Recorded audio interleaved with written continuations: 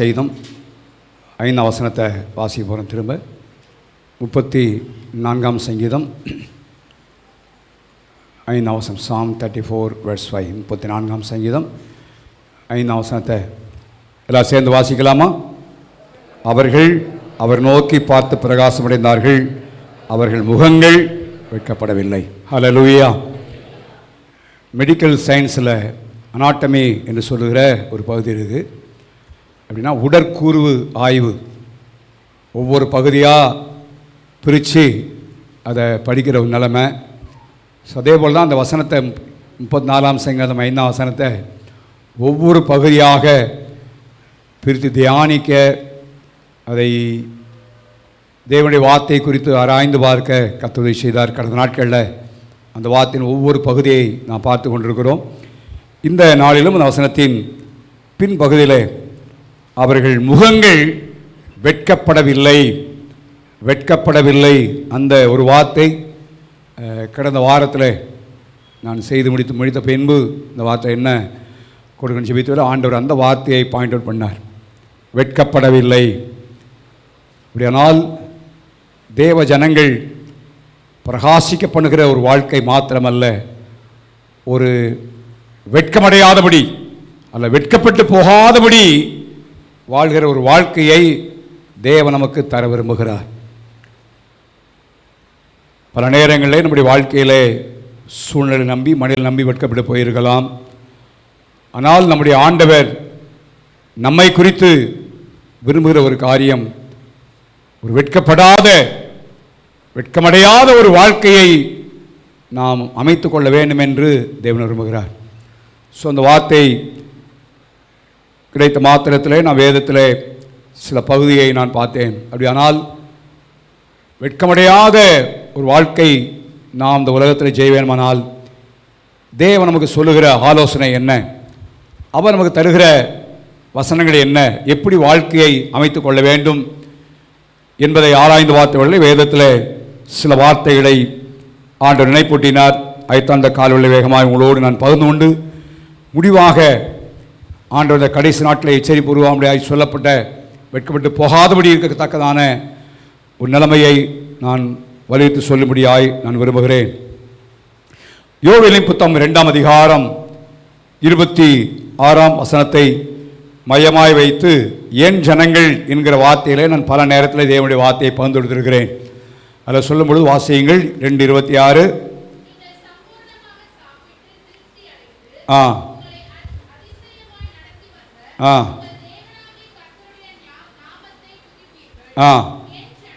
என் ஜனங்கள் ஒருபோதும் வெட்கப்பட்டு போவதில்லை. அடுத்த வசனம்.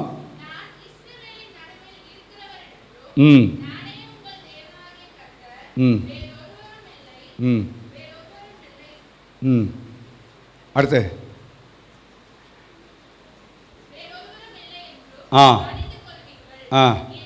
என் ஜனங்கள்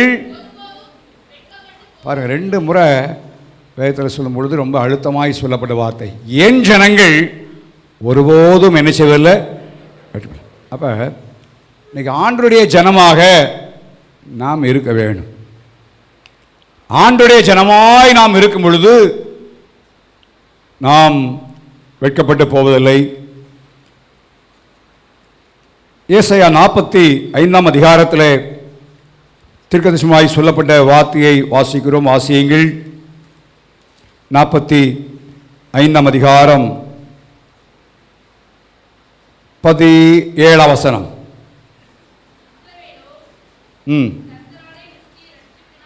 நல்லா கவனிங்க. என்னன்னு சொல்லப்படுகிறது? இஸ்ரவேல் அப்படி இல்லை, என்ன சொல்லப்படுகிறது? அப்போ என்னன்னா மேலே உன்னை கம்பேரிசன் சொல்லிட்டு கீழே சொல்கிறார். சரிதானா? மேலே உன்னை சொல்லிட்டு கீழே கொஞ்சம் அதை மாற்றி சொல்கிறார். மேலே என்ன சொல்கிறாரு? விக்கிரகங்களை உண்டு பண்ணுகிற அனைவரும் வெட்கப்பட்டு லட்சடைந்து ஏகமாய் என்ன செய்வார்கள்? கலைப்பார். ஆனால் இஸ்ரவேலோ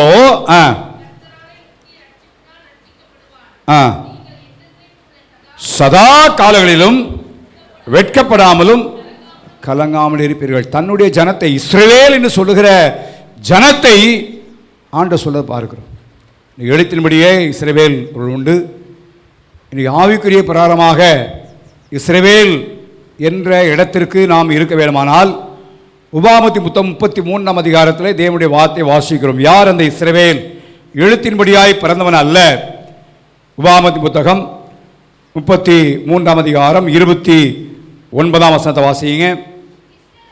இஸ்ரவேலே, நீ பாக்கியவான், கர்த்தரால் ரட்சிக்கப்பட்ட ஜனம். அப்படியானால் இஸ்ரவேல் என்று சொன்னால் அல்லது அவருடைய ஜனம் என்ற இடத்திற்கு நாம் வரவேணுமானால் நம் ஆண்டுடைய ரட்சிப்பை என்ன செய்யணும்? பெற்றிருக்க வேண்டும். கிறிஸ்தவ குடும்பத்தில் பிறந்ததுனால நாம் ரட்சிப்பை அடைகிறதில்லை. ரட்சிப்பு என்பது தனிப்பட்ட முறையிலே அனுபவிக்கிற அனுபவம். 3 நிலைமைகளிலே நான் சொன்னேன். ஒரு நாளிலே ரட்சிக்கப்பட்டிருக்கிறோம், இப்போ ரட்சிக்கப்பட்டு கொண்டே இருக்கிறோம், இன்னும் ஒரு நாள் என்ன செய்யப்பட போகிறோம்? ரட்சிக்கப்பட போகிறோம். ஸோ கவனமாக இருக்க வேண்டும். ஆனால் ரட்சிப்பை குறித்து கவலையற்று இருப்போமானால் வரப்போகிற பெரிய தண்டனைக்கு எப்படி தப்பித்துக் கொள்வோம்னு எழுதப்படும். ஒரு நாள் ரட்சிக்கப்பட்டோம், அதனால் எப்படி வாழலாம், எப்படி இருக்கலாம், எதையும் பேசலாம், எங்கேயும் போகலாம், நோ கேரண்டி. ஆலயத்துக்கு வரலாம், ரட்சிப்பு இல்லாதவர்களாக இருக்கலாம். அதான் கவனிங்க. ஏன்னா ரட்சிப்பை இழக்கக்கூடிய நிலைமை இருக்கிறது. அன்னைக்கு சபைப்படுத்தும் விசேஷத்தில் ஆண்டவர் சபை குறித்து சொல்லி கொண்டு வருகிற வேளையிலே ஆண்டவர் சொல்லும் பொழுது சொன்ன ஒரு வார்த்தையை வாசிக்கிறோம். சிமிர்னா சபையை குறித்து வாசிக்கிறோம். அந்த சபையினுடைய நிலைமை என்னன்னா, நிர்வாணி என்று எழுதப்படுகிறது. பலவிதமான காரியங்களை உடையவனாய் இருந்த ஒரு நிலைமையை குறித்து எழுதப்படுகிறதை நாம் பார்க்கிறோம். 3ஆம் அதிகாரத்தில் நாம் வாசிக்கிறோம். லவோதிக்கியா சபையை குறித்து எழுதப்பட்ட வார்த்தையை வாசிக்கிறோம். தரித்திரன், குருடன், அதே நேரத்தில்ங்க நிர்வாணி. ஆனால் அவங்க சொல்லுவாங்க, எங்களுக்கு ஒரு குறையும் இல்லை நாங்கள். ஸோ நம்மளுடைய ரட்சிப்பை காத்துக் கொள்வதிலே மிக கவனமாக இருக்க வேணும். பவுலத்தான் சொன்னார், மிகுந்த பயத்தோடும் நடுக்கத்தோடும் உங்கள் ரட்சிப்பு நிறைவேற என்ன செய்யுங்க. ஒரு நாள் ரட்சிக்கப்பட்டேன், உண்மை. அது பிறகு என் இஷ்டத்துக்கு வாழ்வேன், எப்படி இருக்கலாம், சர்ச்சைக்கு வரலாம், காணிக்கப்படலாம், நான் அவரோட ஊழியம் செய்யலாம். ஆனால் தேவன் கொடுத்த ரட்சிப்பை நாம் காத்துக்கொள்ளவில்லையானால் நம் வாழ்க்கையில் ரொம்ப பரிதாபமாயிரும். ஸோ அநேக விசுவாசுடைய ஜீவியங்களும் அதுதான். ஒரு நாள் ஏதோ ரட்சிக்கப்பட்டோம், ஆனால் இன்றைக்கி அவங்க நிலைமை எப்படி இருக்குன்னு அவங்களுக்கு தெரியாது. ஆலயத்துக்கு நான் சொல்வது, ஆலயத்துக்கு வரலாம், ஆராதிக்கலாம், பாட்டு பாடலாம், கனி கொடுக்கலாம், பல காரியங்களை சொல்லலாம், வாயிலை தேவனுடைய வசனங்களை அதிகாரமாய் கூட ஒப்பிக்கலாம். அதெல்லாம் ஒரு பிரயோஜனம் இல்லை. ரட்சிப்பை காத்துக்கொள்ள வேண்டும். ஸோ முதல்ல ஆண்டுடைய பிள்ளை என்கிற ஒரு அனுபவம். நான் ரட்சிப்பை பெற்றிருக்கிறேன், நான் எப்படி இருக்கிறேன்? ரட்சிக்கப்பட்ட தேவஜனம். ஸோ நம்ம ரட்சிப்பை இழந்து போவதற்குரிய வாய்ப்புகள் இருக்கிறது. நம்முடைய வாழ்க்கை கவனமாக இல்லைன்னா அழிஞ்சுவோம். ஸோ அந்த காலவெளியிலே நம்மை உறுதிப்படுத்திக் கொள்ள வேண்டும். நான் தேவனுடைய ஜனம், நான் ரட்சிக்கப்பட்ட அனுபவத்தில் இருக்கிறேனா, அனுபவத்தை நான் காத்து கொண்டிருக்கிறேனா, என்னை மற்றவர்கள் பார்க்கும் பொழுது இவன் ரட்சிக்கப்பட்டவன் என்று சாட்சி சொல்ல முடியுமா? பழைய வாழ்க்கைக்கும் இந்த வாழ்க்கைக்கும் வித்தியாசம். அவரை முந்தி அப்படி இருந்தார், இப்போ அப்படிலாம் இல்லை அப்படின்ற சாட்சி இருக்கா? அதான் ரட்சிப்பு. அது இல்லைன்னா ரட்சிக்கப்படலை. அதனால தான் வெளிப்படும் விசேஷத்தில் நீங்கள் பார்த்தீங்களானால் மனம் திரும்புதல் செய்தி சபைக்கு வெளியே சொல்லலை. எங்கே தான் பேசியிருக்கிறாரு சொல்லுங்கள்? சபைக்கு. அப்போ அந்த கடைசி காலத்தில் மனம் திரும்புதல் எங்கே வேண்டியிருக்கு சொல்லுங்கன்னு சத்தமா? சபைக்கு தான். சபையில் ஆட்கள் தான் மனம் திரும்பணும். சபையில் ஒன்று தான் மனம் திரும்பணும். நீங்கள் மனம் திரும்பாத நிலைமையில் தான் ஆத்மாக்கள் ரட்சிக்கப்படலை. சாட்சி இல்லாத ஒரு நிலைமை, ஆண்டவரை பற்றிக்கொள்ள முடியலை. கவனமாக இருக்க வேண்டும். பிரசங்கிக்கிற நானும் சொன்னார், நிற்கிறேன் என்று சொல்லுகிற எவனும் விழாதபடிக்கு என்ன செய்யணுமா? ரட்சிப்பை காத்து கொள்ள வேண்டும். அதை குறித்த கவலை, எதை குறித்து கவலை இருக்கோ இல்லையோ, உங்கள் ரட்சிப்பை காத்து கொள்வதில் என்ன வேண்டும்? கவலை இருக்கணும். நான் எப்படி இந்த சூழ்நிலை ரட்சிப்பை காத்துக்கொள்ள போகிறேன்? ஸோ அப்படிப்பட்டவர் தான் தேவஜனம் என்கிற இடத்துல வருகிறோம். ஸோ அந்த நாட்களில் ரட்சிப்பை தக்க வைத்து கொள்ள, நம்ம ரட்சிக்கப்பட்டிருக்கிறோம் என்ற அனுபவத்தை காண்பிக்கத்தக்கதாக நம்முடைய வாழ்க்கை இருக்கும்போது ஆண்டு சொல்ல, என்னுடைய ஜனம் அவங்க என்ன ஒரு நாள் நினச்சி போதா வெட்கப்பட்டு போவார். ஆண்டவர் வெட்கப்பட விட மாட்டார். இங்கே வேதத்தில் வசனங்களை நான் பல காரியத்தை தியானித்தேன். அநேகருடைய வாழ்க்கையில் வெட்கப்பட்டு போகிற நிலைமை தான். அப்படியே போராட்டங்கள், வந்த பிரச்சனைகள் எல்லாவற்றின் மத்தியிலும் ஆனால் கடைசி நேரத்தில் அவளை தூக்கி ஆண்டவர் நிறுத்தினார். ஸோ வெட்கப்பட்டு போவதில்லை என்று சொன்னால் என்ன அர்த்தம்னா, வெட்கப்பட்டு போகிற சூழ்நிலை என்ன செய்யலாம், வரலாம். ஆனால் அதன் நேரத்தில் ஆண்டவர் சொல்வார், அவர் கரத்தை நம்ம தூக்கி நிறுத்துகிறார். அப்படிப்பட்ட சம்பவத்தை தான், பல சம்பவத்தை நான் அந்த பதிலில் தியானித்தேன். ஸோ முதல் அனுபவம், நம்முடைய வாழ்க்கையில் ரட்சிக்கப்பட்டவர்களாக அந்த ரட்சிப்பை நம்முடைய வாழ்க்கையை தக்க வைத்து கொள்ள வேண்டும்.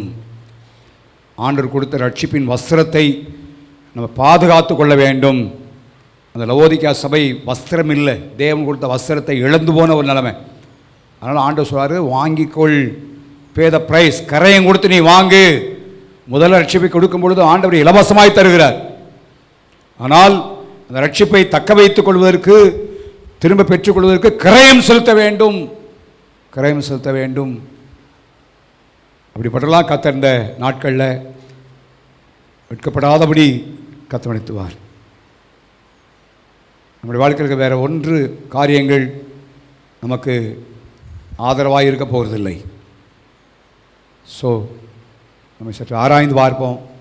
எல்லா நாளும் நான் ரட்சிக்கப்பட்ட அனுபவத்தில் இருக்கிறேன், என்னை மற்றவர்கள் பார்க்கும் பொழுது ரட்சிக்கப்பட்டவன் என்று சொல்லத்தக்கதான் விதத்திலுடைய வாழ்க்கை இருக்கிறது என்ற இடத்தை வைத்துக்கொண்டு நம்முடைய இருப்போமானால் சொல்வார், என் ஜனங்கள் ஒருபோது என்ன செய்வதில்லை, வெட்கப்படுவதில்லை. இரண்டாவதாக சங்கீதத்தில் வாசிக்கிறோம், 22ஆம் சங்கீதம் 22ஆம் சங்கீதம் 5ஆம் வசனத்தை வாசிங்க பார்ப்போம். உம்மை நம்பி வெட்கப்பட்டு போகாது. எங்கள் பிதாக்கள் உம்மிடத்தில் நம்பிக்கை வைத்தார்கள், நம்பின அவர்களை நீர் விடுவித்தீர் என்று எழுதுகிறார். ஸோ பிதாக்களை பற்றி எழுதி கொண்டு வருகிறார். இதுக்கு முன்னால் இந்த மனிதரை குறித்து எழுதும்போது சொல்றார், நம்பி வெட்கப்பட்டு போகாதிருந்தார்கள். தைரியமாக சொல்ல முடியும், மனிதனை நம்பி ஏமாற்றப்பட்ட வெட்கப்பட்ட காலங்கள் இருந்தது, வெட்கப்பட்டிருக்கிறேன். ஆனால் தேவனை நம்பும் பொழுது நம்மை கர்த்தர் நிச்சயமாக வெட்கப்படவே விட மாட்டார். ஆண்டவரை நம்பி ஸோ எல்லா சூழ்நிலையிலும் எல்லா சந்தர்ப்பத்திலும் தேவனை நம்பி இருக்க வேண்டும். 2 உதாரணங்களை, ஒன்று பழைய ஏற்பாட்டிலேருந்து புதிய ஏற்பாட்டிலேருந்து சொல்ல விரும்புகிறேன். நம்பி இருந்தவரை தேவன் வெட்கப்படுத்துவதில்லை. அப்போஸ்தலர் 27ஆம் அதிகாரத்தில் பவுல் சொன்ன ஒரு ஸ்டேட்மெண்ட்டை வாசிங்க. அப்போஸ்தலர் 27ஆம் அதிகாரம் 25ஆம் வசனம். ஆனபடியினால் மனுஷரே, எனக்கு சொல்லப்பட்ட பிரகாரமாகவே நடக்கும் என்று தேவனிடத்தில் எப்படி இருக்கிறேன். என்ன சூழ்நிலை தெரியுமா உங்களுக்கு? வாசிங்க, 20ஆம் வசனத்தை வாசிங்க. அப்போ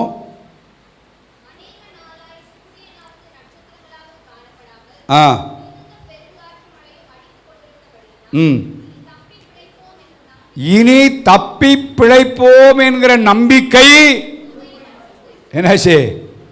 முழுசும் போயிடுச்சு, முழுதும் ஆயிடுச்சு.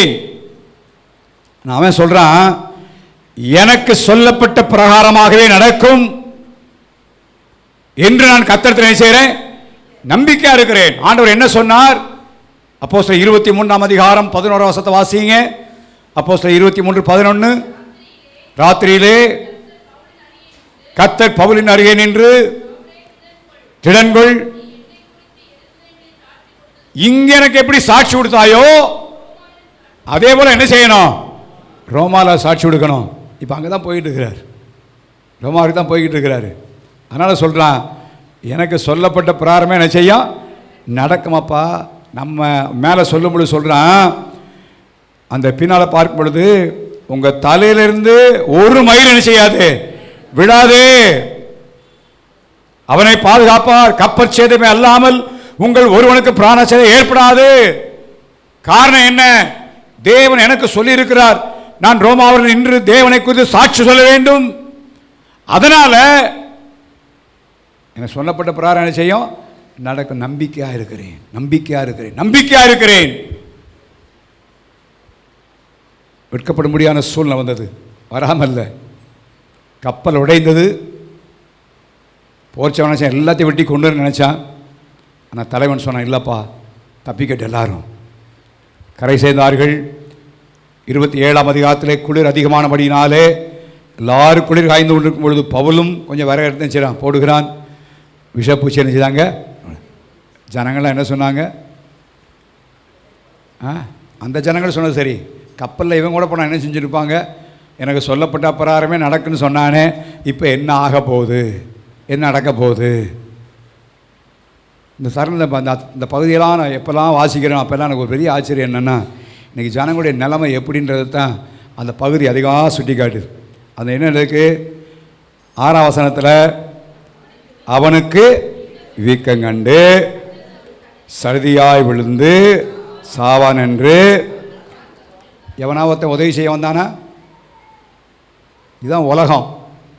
உலகத்து மனிதர்கள் எப்படா விழுவோம், எப்போ ஒன்றும் இல்லாமல் போவோம், எப்போ இவன் இப்படி ஆவான்.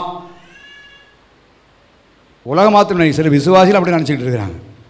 அதான் பரிதாப நிலைமை. இல்லை, உங்களை குறித்து மற்றவர்கள் எப்படிப்பட்ட நிலைமையில் இருந்தாலும் சரி, உங்களுக்கு ஆண்டவர் சொன்னதை நீங்கள் நம்பியிருந்தீங்கன்னா கர்த்தர் வெட்கப்பட விட மாட்டார். ஹல்லேலூயா. அதே பழிகாரன் என்று சொன்னவங்க அடுத்து என்ன சொன்னாங்களா? ஒரு சேதம் அவனுக்கு வராததை கண்டபோது வேறு சிந்தையாகி இவன் என்ன செய்தாங்க? அது மாத்திரமல்ல, அவனை கர்த்தர் அந்த தீவில் உயர்த்தி வச்சார். அநேக வியாதி, ஒரு பெரிய ஹீலிங் குருசேடை என்ன செய்தாங்க? நடந்துச்சு. அவை நிமித்தமாக இவனுக்கு எல்லா உபச்சாரம் செஞ்சு என்ன செய்தாங்க? அனுப்பி வைத்தார்கள். ஏன்? எனக்கு சொல்லப்பட்ட பிரகாரமாகவே நடக்கும் என்று நான் என்ன செய்திருக்கிறேன்? நம்பியிருக்கிறேன். கர்த்தர் தாம் நம்பினவரில் வெட்கப்படுத்துகிறதில்லை. பிரச்சனை வரலாம், ஒரே பிரச்சனை வராதபடி இல்லை, எதிர்ப்புகள் வரலாம். நம்முடைய வாழ்க்கை குறித்து அநேகர் மோசமாகி போயிடும்னு நினைப்பாங்களாம். வர்ற கஷ்டத்தில் எங்கே வழி வர போகிறான்னு சொல்லி பிரகாசம் பண்ணலாம், குற்றம் சாட்டலாம். சில நேரத்தில் சொன்ன மாதிரி பழிகாரன் அங்கிருந்து தப்பி வந்து இவனுக்கு அவடல் வளலை சொல்லலாம் பல நேரங்களில். ஆனால் தேவனுடைய பிள்ளையே கர்த்தரை முழுசுமாக நம்பி இருப்போம். ஹல்லேலூயா. இந்த மாதிரி சூழ்நிலையில் கர்த்தர் நம்பதான் மிகாச்சு. நம்பிக்கையற்று போகிற நிலைமைகள் சொல்ல மாதிரி முந்தின வருஷம் தப்பி பிழைப்போம் என்பதற்கு என்ன இல்லை, நம்பிக்கையே இல்லை. அப்படிப்பட்ட நிலைமை தான். அந்த நிலைமையிலும் நம்பியிருந்தேன்னு சொல்லுகிறான். 2 கொரிந்தியர்ல அது அழகா சொல்றான். 2 கொரிந்தியர் 1ஆம் அதிகாரம் 9ஆம் வசனத்தை வாசிங்க அப்போ. எங்கள் மேல் நம்பிக்கையாயிராமல் நம்பிக்கையாய் அவர் மேல நம்பிக்கையா இருக்கத்தக்கதாக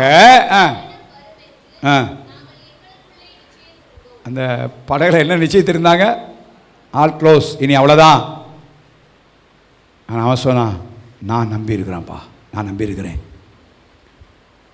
இந்த காலையில் எனக்கு அன்பான கர்த்தருடைய பிள்ளைகளே, இந்த உலகத்தில் பிரச்சனைன்னு உடைய குடும்ப வாழ்க்கையில், சமுதாய வாழ்க்கையில், வேலை ஸ்தலங்களில் நெருக்கடியான சூழ்நிலைகள் பல நேரங்களில் வந்தாலும் கர்த்தர் மேல் உள்ள நம்பிக்கையை மாத்திரம் எடுத்து விடக்கூடாது. ஹல்லேலூயா. அதை மாத்திரம் பற்றி கொள்ளுங்கள், அதை மாத்திரம் பற்றி கொள்ளுங்கள். ஆண்டவர் கடைசியில் எந்த இடத்துல ஜனங்கள் அவதூறாய் பேசினார்களோ, எந்த இடத்துல தாழ்வாய் நம்ம நினைத்தார்களோ, அதே இடத்துல கர்த்தர் வெட்கப்படாதபடி தலை நிமிர்ந்து நடக்கும்படியாய் கர்த்தர் செய்வார். ஹல்லேலூயா. அது தேவன் செய்கிற காரியம். காரணம், பிதாக்கள் இடத்தில் நம்பிக்கை வைத்தார்கள். நம்பின அவர்களை என்ன செய்றீங்க? வெட்கப்படல ஆண்டவரே. தானியேல் புத்தகம் 3ஆம் அதிகாரத்திலும் நமக்கு தெரியும், அறிந்த சம்பவம். ராஜா பெரிய பொற்சிலை நிறுத்தி வணங்கும்படி பணித்து வைத்தான். சாத்ராக், மேஷாக், ஆபேத்நேகோ ராஜாவிடத்தில் சொன்னார்கள், ராஜாவே, இதை குறித்து நான் உங்களுக்கு உத்தரவு சொல்ல வேண்டிய அவசியமே இல்லை. நாங்கள் ஆராதிக்கிற எங்கள் தேவன் எங்களை தப்பிக்க வல்லவராயிருக்கிறார். நம்பிக்கை மாத்திரமல்ல, ஒருவேளை நாங்கள் இந்த தீச்சுள்ளுக்குள்ளைகளை போகக்கூடிய ஒரு நிலம் இருந்தாலும் எங்கள் ஆண்டவரை மாத்திரம் நம்பவே முடிய நீர் நிறுத்தின பொருட்களை நினைச்ச மாட்டோம், வணங்க மாட்டோம். யோசிச்சு பாருங்கள், எத்தனை பேர் வேடிக்கை பார்த்துக்கிட்டாங்க. அவ்வளோ பேர் சுற்றி பார்த்து கொண்டிருக்கிறார்கள். பாபிலோன் எல்லாரும் பார்த்து கொண்டிருக்கும் பொழுது தீச்சுளைகளை தூக்கி போடப்பட்டது உண்மை. கடைசியில் ராஜா என்ன சொல்கிறான்? வாசிகள் 28 வசனத்தை வாசிங்க பார்ப்போம். தானியேல் 3:28.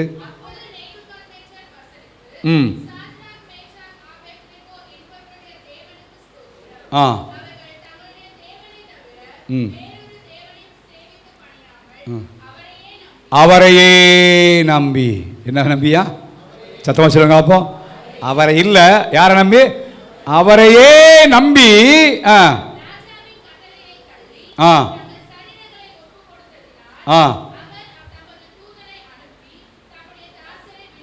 பாருங்க என்ன ஒரு காரியம். உள்ளே போடும்பொழுது என்ன சொன்ன ராஜா? என் கைக்கு தப்பி வைக்கத்தக்கவன் யாரப்பா? என்ன பேசுகிற நீ? தருணம் தர்றேன், அவசரம் முடியாது. இப்போ என்ன சொல்கிறான்? அவங்க முன்னால் தலைப்பணி விட்டாரா? இல்லை. கடைசி வசனத்தை எழுதப்படுகிறது. என்ன எழுதப்படுகிறாங்க? பின்பு ராஜா பாபிலோன் தேசத்திலே என்ன செய்தானா? உயர்த்தி வைத்தான். ஹல்லேலூயா. வெட்கப்பட வைக்கல. அவே கர்த்தரை உறுதியாய் பற்றிக் கொள்வோம். எல்லா சூழ்நிலையிலும், எல்லா சந்தர்ப்பத்திலும் உறுதியாக. யோபு சொன்னா பார்த்தீங்கன்னா, கொன்று ஓட்டாலும் அவர் மேலே எப்படி இருப்பேன்? அந்த நம்பிக்கை விட்டுற மாட்டேன். ஏன்னா சில நேரங்களில் ஆவிக்குரிய வாழ்க்கையில் நான் சிலரை சந்தித்திருக்கிறேன். அவர்கள் பிரச்சனைகள் போராட்டம் நம்பிக்கை இழந்து விடுகிற நிலைமை. ஆண்டவர் உதவி செய்யும். எல்லாம் கவனிங்க. கைவிடப்பட்டது போல ஒரு நிலைமை தான், வெட்கப்படுத்தப்பட்டது போல நிலைமை தான். ஆனால் அதை பார்த்தா கர்த்தர் கை தூக்கி எடுத்தார். நம்ம சாத்ராக் மேஷாக் ஆபேத்நேகோ என்ன செஞ்சுருப்போம்? ஆண்டவரே ஒரு பெரிய புயல் மலையை பெய்ய பண்ணும் ஆண்டவரே. அப்போ அந்த அக்கினியா என்ன செய்யும்? அவன் வந்து ஜெபம் பண்ணியிருப்பான். ஆண்டவர் அப்படி செய்யலை. உள்ளே போட்டால் உண்மை. ஆனால் கர்த்தர் அங்கேருந்து கரம் பிடித்தார். இன்றைக்கி நம்முடைய வாழ்க்கையில் கடைசி நேரம் அதை வரைக்கும் டெஸ்ட் பண்ணுறார். அந்த லாஸ்ட் மினிட் வரைக்கும் நம்ம எப்படி இருக்கோம்? ஆண்டவர் நம்பிக்கையாக இருக்கிறோமா? என்ன வந்தாலும் பரவாயில்ல, கர்த்தர் தான் சொல்ல உறுதியான நம்பிக்கை இருக்கா என்று ஆண்டவர் பார்க்கிறார். நம்பிக்கை அசைஞ்சிருச்சுன்னா வாழ்க்கையில் இல்லை. இந்த காரியங்கள் நமக்கு முன்னுதாரணமாக எழுதப்பட்டுகிறது. ஆகவே நம்ம கர்த்தரை எல்லா நிலைமையிலும், நான் சூழ்நிலையை பார்த்து நம்புறதல்ல. இந்த ராஜா சொன்னாங்க, கர்த்தரையே நம்பி தங்கள் சரியில் நினச்சதாங்க ஒப்பு கொடுத்தாங்க. அதனால் தூதனை அனுப்பி அவளை விடுவித்தார். யோசிச்சு பாருங்களேன். அருமையான வார்த்தை, என்ன அருமையான பகுதிகள். அவே இந்த நாட்களில் கர்த்தரை நம்புவோம். ஆண்டவர் நம்மை வெட்கப்படுத்த விட மாட்டார். ஹல்லேலூயா. உங்கள் சூழ்நிலை, உங்கள் நண்பர் மத்தியில், உறவினர் மத்தியில், வேலை ஸ்தலத்தில் ஒருவேளை சொல்லாமல் ஆண்டவர் நம்பியிருந்தானே என்ன வந்துச்சு? அப்படி தான் தாவீதை பற்றி சொன்னாங்கன்னு சொல்லியிருக்கு. என்ன வந்துச்சு? சொல்லலாம், ஏளனம் பண்ணலாம், பரிகாசம் பண்ணலாம், என்ன நடந்துன்னு பார்ப்போம், சொல்லலாம். சொல்கிறவங்க சொல்லட்டும். நமக்கு ஒன்று தெரியும், நான் கர்த்தரை நம்பியிருக்கிறேன், என்னை ஆண்டவர் வெட்கப்படுத்த விட மாட்டார். ஹல்லேலூயா. அன்னைக்கு பவுலை பார்த்து சொன்னால் பார்த்தீங்கன்னா, பழிகாரன், கடலில் தப்பி வந்தால் இங்கேயும் விட்டு சாவனை எல்லாம் சொல்லுவாங்க. மக்கள் போல பேசலாம். அதை எண்ணி கலங்கி போக வேண்டிய அவசியமே இல்லை. அவனுக்கு நம்பிக்கை இருந்தால் தைரியமாச்சு. எனக்கு சொல்லப்பட்ட பிரகாரமாகவே நடக்கும் என்ன செய்கிறேன், நான் நம்பியிருக்கிறேன்ப்பா. ஆண்டோடைய வார்த்தை தான் முக்கியம். டாக்டர் சொல்கிறது முக்கியம் அல்ல. சிலருக்கு டாக்டர் ஏதாவது சொல்லிட்டா போதும், டாக்டரே சொல்லிட்டார், பாதி உயிர் அதிலே போயிடுச்சு, அவ்வளோதான். டாக்டர்ஸ் உட்காந்துருக்காங்க, இருந்தாலும் பரவாயில்ல. டாக்டர் ரிப்போர்ட்டு அவங்க என்ன படித்ததை வச்சு சொல்லுவாங்க. நம்முடைய ஆண்டவர் படிப்புக்கு மேலே இருக்கிற ஆண்டவர். ஹல்லேலூயா, ஹல்லேலூயா. கர்த்தர் செய்வார். ஆண்டோடைய ரிப்போர்ட் என்ன? ஆண்டவர் சொல்ல காரியம் எல்லாவற்றுக்கும் மேலே நம்ம கர்த்தரை நம்புவோம். நிச்சயமாய் ஆண்டவர் வெட்கப்பட்டதை விட மாட்டார்.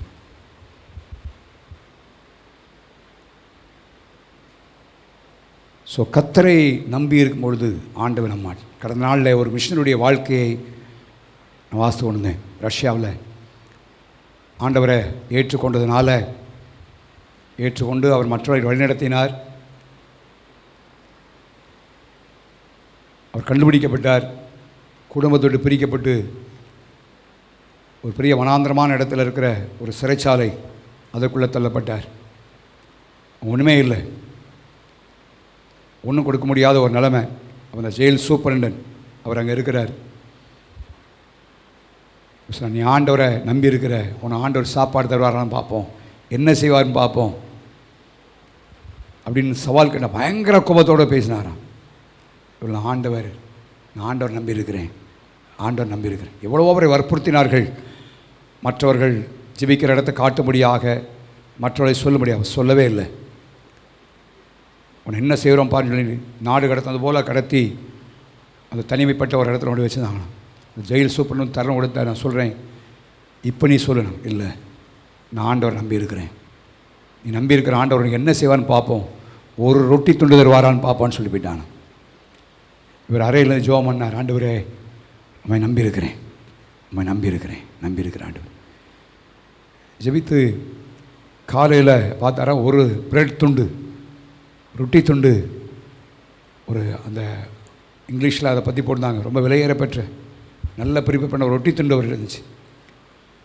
நம்ம என்ன பண்ணியிருப்போம், பசியில் டபக்குன்னு வாயை திறந்து சாப்பிட்ருப்போம். அவர் நினச்சார், இந்த சூப்பர் வந்து பார்க்கும் பொழுது காட்டணும், கத்தர் எனக்கு என்ன கொடுத்துருக்கிறாரு, சாப்பாடு. ஒரு நாள் ஆச்சு, 2ஆம் நாள் ரொட்டி தொண்டு, 3ஆம் நாள் ரொட்டி, ஒரு வாரம். அப்போ ரோசாரா 2 சாப்பிடுவேன். இல்லை, ஆண்டவர் இயேசு 40 நாள் புசியாமலும் குடியாமலும் தான் இருக்கு. அழுதுகிற அந்த சூழ்நிலையில் எப்படி இருக்குன்னு யோசிச்சு பாருங்க. ஒரு வாரம் அந்த பெட்டுக்கள், ஒரு வாரம் கழித்து அந்த ஜெயில் சூப்பன் வந்தாராம். நீ ஆண்டவர் நம்பியிருந்தாயே, நான் உனக்கு சாப்பாடு கொடுத்தாரான் சொன்னாங்க. எஸ் மாஸ்டர் கொடுத்தார் என்று தூக்கி ஆட்டினாராம். வரிசையாக பிரெட் எடுக்கப்பட்ட நம்ம அவன் நடுங்கி போயிட்டாரான். அந்த சூப்பர் அப்படியே நடுங்கி, எப்படி நடந்தது, என்ன நடந்ததுன்னு ஜெயில் சிறைச்சாலை தந்து உள்ளே வந்து கேட்டாராம். சொன்னார், எப்படின்னு தெரியாது, ஒரு சத்தம் கேட்கும், சத்தம் கேட்டு கொஞ்சம் நேரத்தில் அதே சத்தம் இப்போ கேட்டுச்சான். ஒன்று அங்கே திரும்பி பார்த்தா ஒரு கருப்பு பூனை வாயில் ப்ரெட்டை கவி கொண்டு அந்த சிறைச்சாலைக்கு இடுல. இவர் பார்த்தா அந்த பூனை வந்து இவருடைய மகளுடைய வீட்டின் பூனை. இந்த ப்ரெட்டு இவங்க அம்மா செஞ்சு இவருடைய மனைவி செய்த ப்ரெட்டு. முழங்கால் படிக்கிட்டு, உண்மையிலே உன் ஆண்டவர், நீ நம்பியிருக்கிற ஆண்டவர் உயிரோடு இருக்கான்னு சொல்லி தன்னை அர்ப்பணித்தாராம். ஹல்லேலூயா, ஹல்லேலூயா. எனக்கு வாசிக்கும் பொழுது ரொம்ப ஆச்சரியப்பட்டு. ஆனால் கடன் சொன்ன பாதம் ரொம்ப கடினம். சொன்னாங்க, ஆண்டவர் நம்பியிருக்கிற ஜனங்களை எந்த இடத்திலும் எந்த சூழ்நிலையிலும் கர்த்தர் வெட்கப்படுத்துவதில்லை. ஹல்லேலூயா. ஆகவே இந்த கால்வளை கர்த்தரை முழுமையாய் நம்பியிருப்போம். மூன்றாவதாக நம்ம அந்த வசனத்தை வாசிக்கும் பொழுது, நம்ம அதை ஏற்கனவே சொல்லிட்டேன், அதனால் சும்மா ஹிண்ட் பண்ணிட்டு போயிடுறேன். அவர்கள் அவரை நோக்கி பார்த்து என்ன செய்தார்கள், அவங்க முகங்க ஆண்டவரை நோக்கி பார்த்தோடைய முகங்கள் ஒரு நாள் என்ன செய்யலை, வெட்கப்படலை. ஸோ நம்முடைய தேவைகள் எதுவானாலும், நம்முடைய பிரச்சனை எதுவானாலும் கர்த்தரையே நோக்கி பார்க்கிற ஒரு அனுபவம். நான் சொல்ல, நம்ம சூழ்நிலைப்படி சில நேரங்களில் நம்முடைய கண்கள் மற்ற பக்கம் போகிற ஒரு நிலைமை வந்து நோக்கி பார்க்குற நிலைமை வந்துடும். ஆரம்பத்தில் நான் பாரத்தோடு என்கிற இடத்துல ஊழியம் செய்த வழியிலே அங்கே இருக்கிற அந்த எஸ்டேட் ஓனர், அவர் மாந்தாவும் முதல் வாரத்தில் வருவார். அவர் ஒரு குறிப்பிட்ட தொகையை கொடுப்பார் செலவுக்காக. அந்த வாரம் அவர் வர வேண்டிய வேலை, என் கையிலையும் காசு இல்லை. நினச்சேன் இந்த வாரம் வந்தார், வந்து செலவுக்கான காசு நினச்சிவார் தருவான்னு நினச்சிருந்தேன். அப்போ அந்த எஸ்டேட்டில் வேலை பார்க்குற பையனும் சொன்னால், ஐயா வந்துட்டார் அப்படின்னா. நானும் குளித்து ட்ரெஸ் எல்லாம் போட்டு இப்போ கூப்பிட்டுருவார், அப்போ கூப்பிட்டுருவார், ரெடியாக உட்காந்துருந்தேன். சாயந்தரம் ஆச்சு, ஒன்றுமே அழைப்பு வரல. ஆண்டவர் பார்த்தார், நீ யாரை நோக்கி பார்த்தாய், யாரை நம்பி இங்கே வந்தேன்னு கேட்டார். நான் சின்ன பிள்ளை போல் அழுதேன். ஆண்டவர் சொன்னது, ஆண்டவரே உங்களை நம்பி வந்த ஆண்டவரே, நான் மனுஷன் நோக்கி பார்த்துட்டேன், என்னை மன்னிச்சிருங்க ஆண்டவரே. பயங்கர பாடத்தை ஆண்டவர் கற்பித்தார். ஒரு நாள் ஆச்சு, 2 நாள் ஆச்சு, 3 நாள் ஆச்சு, 4 நாள் ஆச்சு. நான் அதை பற்றி யோசிக்கவே இல்லை. 5ஆவது நாள் அவர் அந்த தோட்டத்தில் வேலை செய்கிற ஒரு வேலைக்காரர் அனுப்பி என்னை கூப்பிட்டு வர சொன்னார். நான் போனேன் பாஸ்டர், இந்த மாதிரி அன்னைக்கே வந்துட்டேன், கொடுக்க மறந்துட்டேன் பாஸ்டர், இந்தாங்க உதவி தன்னிட்டார். நான் நினச்சேன், நீங்கள் மறக்கலை, யார் மறக்க வச்சா? ஆண்டவர். அந்த விலையேறப்பட்ட பாடத்தை அன்னைக்கு கற்றுக்கொண்டேன். இன்றைக்கி எந்த தேவையானாலும் மனுஷர் அல்ல, கர்த்தர் நோக்கி பார்க்குற அனுபவம். ஹல்லேலூயா. வெட்கப்பட்டு போனேன். சரி, ஆண்டவர் படிப்பித்தார். சாதாரண ஆவிக்குரிய வாழ்க்கையில் நான் பைபிள் ஸ்கூல் போகாட்டாலும் ஆண்டவர் வறுத்தெடுத்து என்னை கொண்டு வந்ததில் பழைய பாடங்களை கற்று வைத்திருக்கிறேன். அதனால் இப்படி தான் இருக்கும், அப்படி தான் இருக்கும், இல்லை இப்படி தான் இருக்கும், அவ்வளோதான் இந்த தைரியமாக சொல்ல முடியும். நான் கடந்து வந்த பாதைகள் லேசானவைகள் அல்ல. ஆண்டவர் நான் நம்பியிருக்கிறேன்னு சொன்னால் விளையாட்டான காரியம் இல்லை. கடினமான பாதை வழியாய் நான் வந்து இருக்கிறேன். இந்த பாதையெல்லாம் மிக ஆசிட் டெஸ்ட்னு சொல்லுவாங்க, நகையெல்லாம் சோதிக்கிறது. அது மாதிரி என்னை சோதித்து ஆண்டவர் கொண்டு இதை நிறுத்தியிருக்கிறார். தைரியமாக சொல்ல முடியும், கர்த்தரை நம்பினவர்களை ஆண்டவர் வெட்கப்படவே விட மாட்டார். ஹல்லேலூயா, ஹல்லேலூயா. அவரை நோக்கி பார்க்கணும். நான் உதாரணமாக சொன்னேன், யோசபாத்தை பற்றி சொன்னேன். எங்கள் கண்கள் உண்மையே என்ன செய்தாங்க, நோக்கி கொண்டிருக்கிறது. ஆண்டவர் வெட்கப்படுத்தலை, அதுக்கு மாறாக அவர்கள் கொள்ளையடித்து சென்றார்கள். ஏராளமான பொருட்களோடு மகிழ்ச்சியோடே எருசலேமுக்கு திரும்பினார்கள் என்று வாசிக்கிறோம். சரி, அடுத்தபடியாக 37ஆம் சங்கீதம் 19 வாசிங்க பார்ப்போம். அவர்கள் ஆபத்து காலத்திலே வெட்கப்பட்டு போகாதிருந்து, அவர்கள் அப்படின்னு போட்டோன்னே எவர்கள் அப்படின்னு கேடி வரணும். அங்கே பதில் இருக்கு. முந்தின வசனம் அவர்கள் யாருன்னு இருக்கு, வாசிங்க பார்ப்போம். உத்தமர்களின் நாட்களை கர்த்தர் அறிந்திருக்கிறார், அவர்கள் சுதந்திரம் நிற்கும்.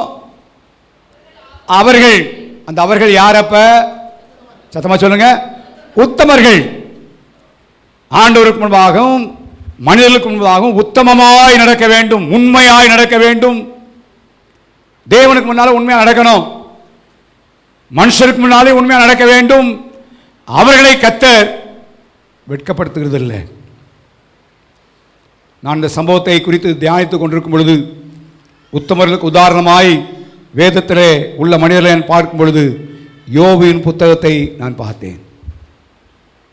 யோபுவின் புத்தகம் 1ஆம் அதிகாரத்திலே வாசியாப்போம், 1ஆம் வசனத்தை வாசியாப்போம்.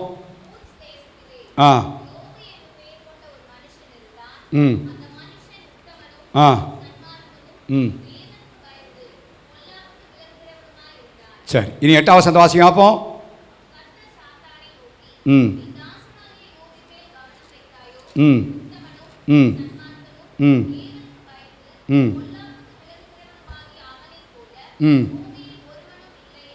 பாருங்க, முதல் வசனத்தில் வாசம் யோபை குறித்து இன்ட்ரடக்ஷன் பண்ணும் பொழுது அந்த மனுஷன் உத்தமனும் சன்மார்க்கம் எழுதப்படுகிறது. 8ஆம் வசனத்தில் யார் சொல்றது? தேவனே சொல்லுகிறார். என்ன சொல்றாரு? உத்தமன். முதல் வசனத்தில் இன்ட்ரோடக்ஷன் தான் அவனை பற்றி. ஆனால் 8ஆம் வசனத்தை வரும்பொழுது ஆண்டவரே அவனை பார்த்து உத்தமன் என்று சொல்லுகிறார். It's not easy. ஆண்டவரத்தில் சாட்சி பெறுவது என்பது லேசான காரியம் அல்ல. ஏன்னா மனுஷனுக்குள்ள இருக்கிறது எல்லாமே அவர் தெரியும். எல்லா காரியம் அவருக்கு அந்தரங்கமான காரியங்கள் அல்ல, எல்லாமே தெரியும். அவரே யோபைக்கு சொல்கிறார், அவர் எப்படிப்பட்டவன்? உத்தமன். 2ஆம் அதிகாரம் 3ஆம் வசனத்தை வாசிங்க, திரும்ப சொல்றார், வாசிங்க அப்போ.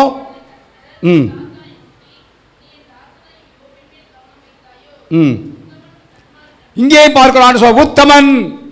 ஒரு முறைக்கு இருமுறை தேவனால் உத்தமன் என்ற சாட்சியை பெற்றவன். ஆனா அவன் வாழ்க்கையில் ஏற்பட்டதெல்லாம் எப்படி இருந்துச்சு? எல்லாம் இழப்பு. முதல் அதிகாரத்தில், அதாவது யோபெல்லாம் நம்ம லேசாக வாசிட்டு போயிடுறோம். அந்த இடத்துல நம்மளை கொஞ்சம் வச்சு வாசி பார்க்கணும். சர்ச்சுக்கு வரும்போது கொண்டு வந்த ஒரு பேனா புதுசாக வாங்கிட்டு வந்தீங்க, அந்த பேனா காணாமல் போனால் இப்போ என் பிரசங்கத்தை கேட்டுக்கிட்டு இருப்பீங்களா? உங்கள் வேலை சொல்லலாம், ஐயோ 10 ரூபாய்க்கு பேனா வாங்கினேன் போச்சே, 10 ரூபாய்க்கு பேனா வாங்கினேன் போச்சே, யார் கையில் இருக்கு அங்கெல்லாம் எடி பார்த்துட்டே இருப்போம். போனது ஒரு 10 ரூபா பேனா, அதுக்கே அவ்வளோ பாடுண்ணா. யோபு பாருங்கள் எப்படின்னு. இந்த வசனத்தை வாசிக்கும் போது என்னென்னா, இந்த கெட்ட செய்தி சொல்கிறதுக்குன்னு எல்லா இடத்துலையும் ஒரு ஆள் இருக்கும். சொல்ல ஒருவன் மாத்திரம் இருந்திருக்கிறேன், ஒருவன் மாத்திரம் இருந்திருக்கு. எதுக்கு நான் நல்ல செய்தி சொல்லவா? கெட்ட செய்தி சொல்ல ஒரு ஆள் இருக்குது. இன்றைக்கி இருக்கு அப்படி தான். நான் நினச்சிக்கிறேன், கெட்ட செய்தி சொல்ல ஆளெல்லாம் இவங்க இந்த யோபு மாதிரி ஒரு ஆள் நம்மளை கலக்கப்படுத்துறதுக்கு. தேவனே விட்டார் வளர்த்துட்டு எல்லாரும் கொண்டான், நான் மாத்திரம் தப்பிச்சேன் அப்படின்றான். அது பிறகு பாருங்களேன், நண்பர்கள் எவ்வளோ குற்றம் சாட்டுறாங்க, அவனை பாவம் செஞ்சேன்னு சொல்கிறாங்க. நீ அதிகாரத்தை வாசினா யோபுடைய நிலைமை மிக பரிதாப நிலைமை. நீ அப்படி இருந்திருக்குமாப்பா, இப்படி பண்ணியிருப்பாப்பா, நீ பாரு என்னென்ன காரியங்கள். ஆனால் 42ஆம் அதிகாரத்தில் வரும்பொழுது கர்த்தர் யோபுவின் தலையை நிமிர்ந்திருக்க பண்ணினார். ஹல்லேலூயா, ஹல்லேலூயா. யோசிச்சு பாருங்க, உத்தமனை கர்த்தர் வெட்கப்படுத்துகிறதில்லை. அதே நண்பர்களை கொண்டு வந்து வாடா ஜோமன், அவனை வை ஜோமனை கூட்டுவான்னு சொன்னார். சாதாரண காரியம் அல்ல. உத்தமன் என்று சொல்லும் பொழுது பிரச்சனை வரலாம், போராட்டம் வரலாம், நெருக்கல் வரலாம், கைவிடப்பட்டது போல் நிலம் வரலாம். பலரும் குற்றம் சாட்டினார்கள். எத்தனை குற்றம் சாட்டலாம் பாருங்க. நண்பர்கள் எல்லாம் அலப்புகிற தேற்றரவாளர்கள்லாம். எப்படிப்பட்ட ஆறுதல் சொல்கிற தேற்றரவாளர்ல, எப்படிப்பட்ட தேற்றால் அலப்புகிறவன். கொஞ்சம் இருக்கிற கொஞ்சம் நெஞ்சம் விசுவாசத்தையும் தைரியத்தையும் அமைதியும் போக்கடிக்கிறவர்கள் நண்பர்கள். ஆனால் கர்த்தர் அந்த உத்தமன் என்ற நிலைமையில வாழ்ந்த யோபுவை கர்த்தர் வெட்கப்படுத்தவில்லை. எனக்கு அன்பான கர்த்தருடைய பிள்ளைகளே, வாழ்க்கையில் பல பிரச்சனைகள், போராட்டங்கள், நெருக்கத்தின் வழியாக போகலாம். பலரும் பல காரியத்தை சொல்லலாம். நீங்கள் உத்தமத்தில் இல்லைங்க, ஆண்டவருக்குமாக உண்மையாக நடந்து கொள்ளுங்கள். தேவன் பார்த்து கொண்டிருக்கிறார், பரலோகம் பார்க்கிறது. அவளை கர்த்தர் கைவிட மாட்டார், வெட்கப்படுத்த விட மாட்டார். ஒரு குறிப்பிட்ட சூழ்நிலை வரும்பொழுது கர்த்தர் தலை நிமிர்ந்து நிற்கும்படியாக கர்த்தர் செய்வார். ஹல்லேலூயா. அது மாத்திரம் இல்லை, இழந்து போனதை தந்தது மாத்திரமல்ல, ரெட்டிப்பாய் கர்த்தர் சாருங்க கொடுக்குற ஒரு அனுபவத்தை பார்க்குறோம். ஆகவே உத்தமமான வாழ்க்கை செய்ய உதவிச்சோம். சில சொல்லுவாங்க, உண்மையாக இருந்தால் பிரச்சனை தானங்க, கஷ்டம் தானங்க. கஷ்டம் இருக்கலாம். உண்மையாய் சொல்லும் பொழுது, உண்மையாய் ஜெபிக்கும் பொழுது சில பாடு வழியாய் உட்படுத்தப்படலாம். ஆனால் அது முடிவு அல்ல. கர்த்தரை வெட்கப்படுத்தால் நடத்துவார். ஒரு 3 வார்த்தை சொல்லி முடிக்க விரும்புகிறேன். 119 சங்கீதம் 6ஆம் வசனம் வாசிங்க பார்ப்போம்.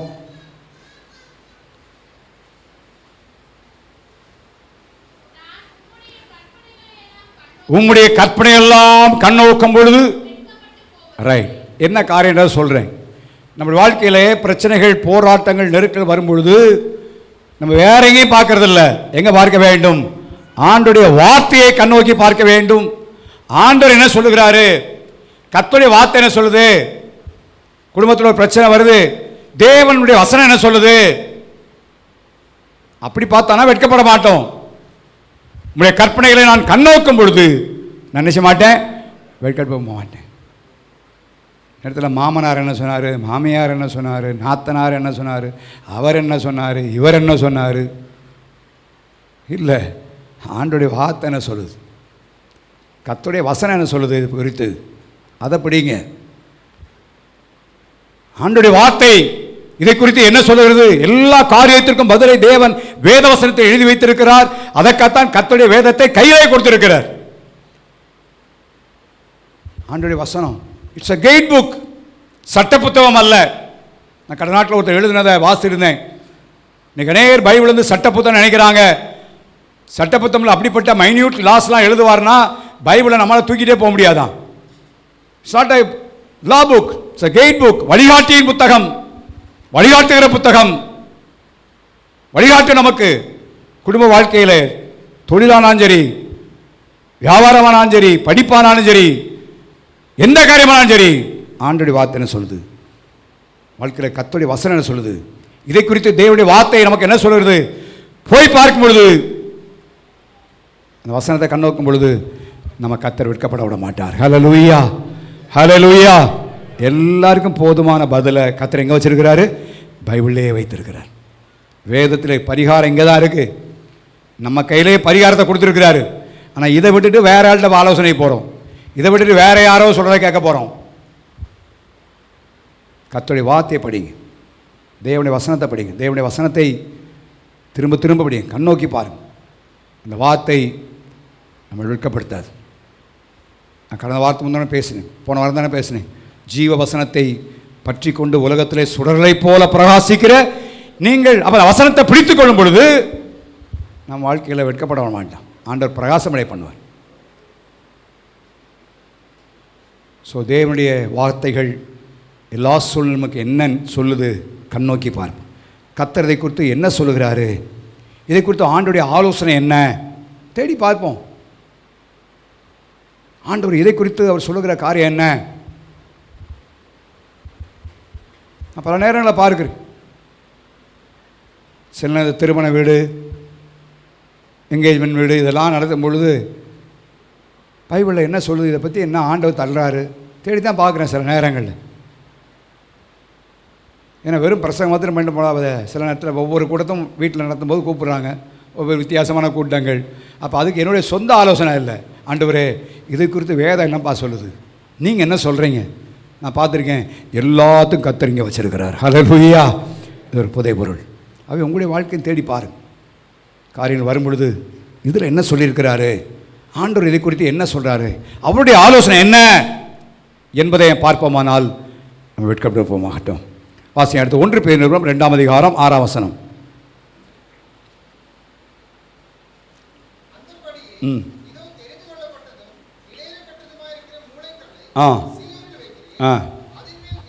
அதில் மேல் விசுவாசமாயிருக்கிறவன் வெட்கப்படுவதில்லை. விசுவாசமாயிருக்கிறவன் வெட்கப்படுவதில்லை. ரோமர் 9 அதிகாரம் 33 வசனம். ரோமர் 9:33.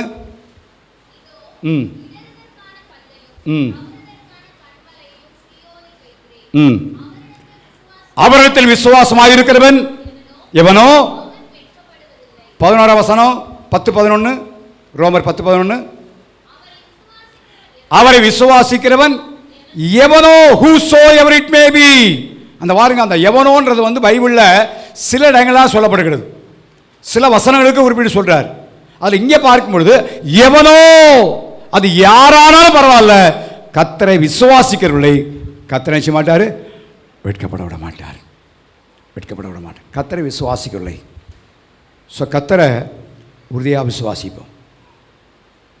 என்ன வந்தாலும் பரவாண்டவரே, நீங்கள் தான் எல்லாம், நீங்கள் தான். ஒரு உதாரணத்தை சொல்லிவிட்டு அடுத்த 2 வசனங்களை சுட்டி காட்டி முடிக்க விரும்புகிறேன். நான் அதை குறித்து யோசிக்கும் பொழுது தானியேலுடைய வாழ்க்கை எனக்கு ஞாபகம் வந்தது. தேவனை தவிர, ராஜாவை தவிர வேற யாரை வணங்கினால் சிங்கக்கவிலே போற்றப்படுவார்கள் என்கிற கையெழுத்து வைக்கப்பட்டது. நமக்கெல்லாம் அறிந்த சம்பவம். ஆகவே நான் விளக்க சொல்ல வேண்டிய அவசியம் இல்லை. ராஜா பிரயாசப்படுகிறவன முடியலை, தூக்கி போட்டு விட்டார்கள். நினைக்கிறேன் தாவீது நல்லா தூங்கி, தானியேல் நல்லா தூங்கியிருப்பான். ஆனால் ராஜாவுக்கு என்ன வரல, தூக்கமே இல்லை. அதிகாலையிலே ஒரு சத்தத்தோட கேட்குறான், தானியேலே அப்படி சொல்கிறான். 23 வசனம் 6 அதிகாரம் 23.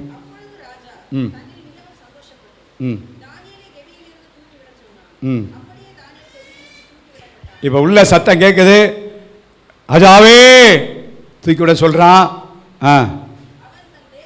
அவன் தன் தேவன் பேரில் விசுவாசித்திருந்தபடியால் ஆண்டவர் என்ன பண்ண தெரியுமா, அவனுடைய சத்துருக்களுக்கு முன்பாக தலகுனிய விடலை. அடுத்த வசனத்தை வாசி, 24 வசனம் வாசிங்க. அப்போ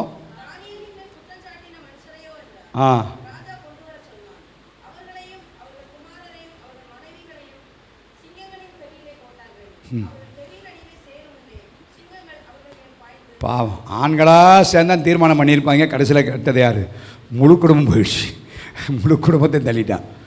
வெட்கப்பட்ட விடாட்டார் ஆண்டவர். யோசிச்சு பாருங்களேன், வெட்கப்படவில்லை. தேவன் மேல் விசுவாசம். நான் ஜெபம் பண்ணப்பா, அவர் பார்த்துக்கிடுவார், அவர் பார்த்துக்கிடுவார். விசுவாசம் இருக்குமானா நம்ம ஜெபம் பண்ணுவோம், ஜெபம் பண்ணால் ஆண்டவர் என்ன செய்வோம், விசுவாசிப்போம். ஐயோ பதறலை, இப்படி பண்ணிட்டாங்களே, எப்படி பண்ணோம். நான் தேவன் மேல் விசுவாசித்திருந்தபடியினால் ஒரு சேதம் வரல. இப்போ பிரகாசிக்க முடியாய் வெட்கப்படாதபடி அப்படியே சத்துருக்கள் வெட்கப்பட்டு போனார்கள். தானியேலை கர்த்தர் வெட்கப்படுத்தவில்லை. ஆகவே கர்த்தரை விசுவாசிப்போம். பவுலுடைய வாழ்க்கையில் அதிகமாக நம்ம பார்க்குறோம். நான் விசுவாசித்திருக்கிற ஒரு இன்னார் என்ன செய்கிறேன் அறிவேன். நான் விசுவாசிக்கிறேன், அதனால தான் ஏன் பேசுகிறேன். அவனுடைய வாழ்க்கையில் விசுவாசத்தை அதிகமாக பற்றி கொண்ட மனுஷனை பார்க்கிறோம். ஆண்டவர் வெட்கப்படலை. எத்தனையோ இக்கட்டான சூழ்நிலைகள், நெருக்கமான நேரங்கள், வெட்கப்படவில்லை. காரணம் விசுவாசித்திருக்கிறேன். நான் ஒப்பு கொடுத்ததை அந்நாள் வரை காத்துக்கொள்ள நிச்சயித்திருக்கிறேன், விசுவாசிக்கிறேன். ஸோ அப்படிப்பட்ட விசுவாசத்தில் காணப்படுவோம். இன்னொரு வாசிங்க, ஏசாயா 49:23. எல்லாருக்கும் அடிக்கடி நினைப்பூட்டுகிற தெரிகிற வசனம்.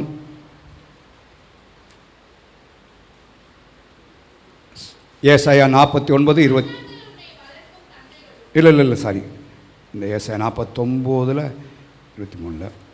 கர்த்தருக்கு காத்திருக்கிறவர்களோ, எந்த வசனம்? 23. ரைட், அதானா சேத்த, ரைட், ஓகே. ரைட்.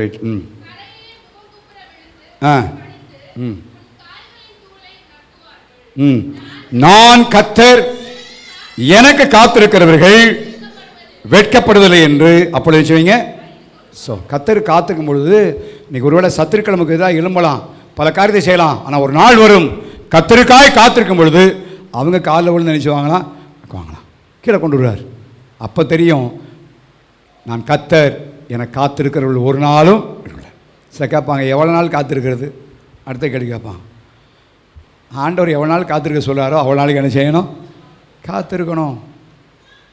வெட்கப்படுவதில்லை. யோசேப்புக்கு தரிசனம் கிடைச்சிச்சு, 13 வருஷம் என்ன செய்தான்? காத்திருந்தான்.